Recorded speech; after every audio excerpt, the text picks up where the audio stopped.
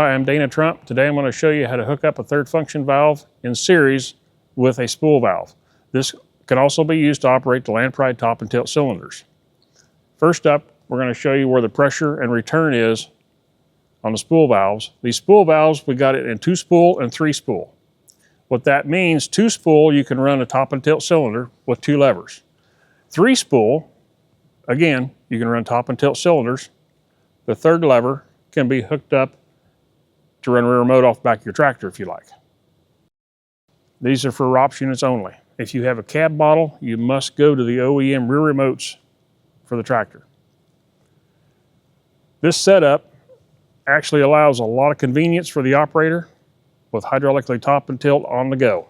It's easy to hook up and unhook the stuff. You need to drop a quarter of a box blade down to dig deeper for ditching. This is a perfect combination for you. Okay, to hook up the hydraulics to a spool valve from a third function valve. As you recall, we're feeding the power beyond port on the loader to the pressure port of the third function valve. The return port of the third function valve, I'll pull this hose out so you can see for clarity, comes back and dumps into the return port of the tractor here at the block. What we're going to do is remove this hose and discard it. The third function valve has got 2 hoses. Sometimes they're customer supplied depending on what kit you order. The pressure line for the spool valve will need to be hooked into the return line of the third function valve. The return line for the spool valve will need to be hooked in to the return line at that block. Okay, to recap. I forgot to mention earlier, but I actually put a little bit of red tape around the pressure line that goes to the spool valve. I did that for your benefits. You knew exactly which one, and some for my benefit. You got 2 hoses up here. Which one goes where? You got to trace these long hoses. Don't hurt to tag one. Make sure that you got the pressure marked. That's going to go in the return port of the third function valve.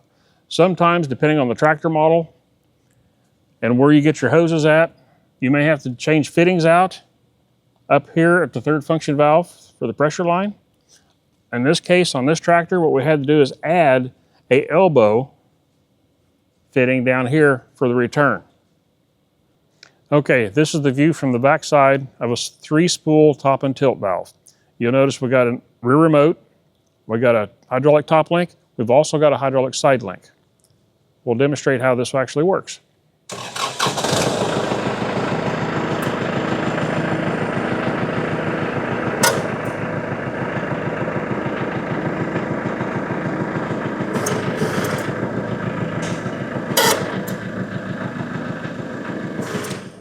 If you have more questions, consult your operator's manual or see your local Lamprey dealer. For more instructional videos, go to Lamprey's YouTube channel. I'm Dana Trump. Thank you for watching, and thank you for buying Lamprey.